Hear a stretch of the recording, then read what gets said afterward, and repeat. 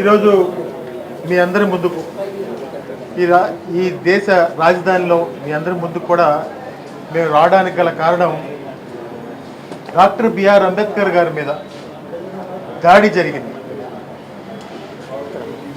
దీని వెనకాల ఉద్దేశం ఇప్పుడు ఉన్నటువంటి తెలుగుదేశం ప్రభుత్వానికి అంబేద్కర్ గారి మీద దాడి చేసి గతంలోనే వాళ్ళ నాయకులు చెప్పారు, మేము అధికారంలోకి వస్తే అంబేద్కర్ విగ్రహాన్ని కూల్చేస్తామని చెప్పిన మాట వాస్తవం కాదని చెప్పి మీ ద్వారా అడుగుతా ఉన్నాం. అదేవిధంగా చంద్రబాబు నాయుడు గారు విజయవాడలో ఆ ప్లేస్లో అంబేద్కర్ గారిని పెట్టడం ఆయనకి ఇష్టం లేదు. ఆ ప్లేస్ని గతంలో ఒక ప్రైవేట్ కంపెనీకి ఇవ్వాలి అని భావించినప్పుడు మేధావుల నుంచి ప్రజలందరి దగ్గర నుంచి ఆ రోజు వ్యతిరేకత వచ్చింది.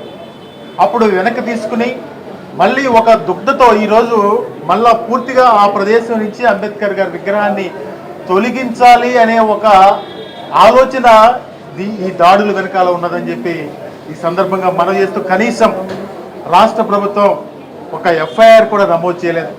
అంబేద్కర్ గారి మీద దాడి జరిగింది, రకరకాలుగా మాట్లాడుతున్నారు.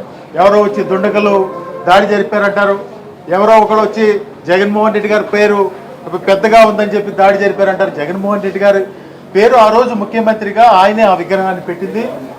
ఆయన 5 సంవత్సరాలు పరిపాలనించినంత కాలం డాక్టర్ బిఆర్ అంబేద్కర్ గారి రాజ్యాంగాన్ని తూచా తప్పకుండా అందరి ప్రాథమిక హక్కులకి భంగం కలగకుండా పరిపాలించిన ఘనత జగన్మోహన్ రెడ్డి గారిది అని చెప్పి ఈ సందర్భంగా మనవి చేసుకుంటూ రాజ్యాంగంలో అత్యున్నత వ్యవస్థ ఈరోజు ఎస్సీ కమిషన్ దగ్గరికి మేము వచ్చాం.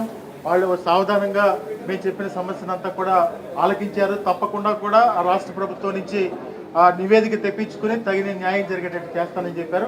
మేము మీ ద్వారా విన్నవించుకునేది రాబోయే కాలంలో డాక్టర్ బిఆర్ అంబేద్కర్ గారి విగ్రహాన్ని అక్కడ లేకుండా చేయడమే తెలుగుదేశం పార్టీ యొక్క లక్ష్యం అని చెప్పి మేము భావిస్తూ ఉన్నాం.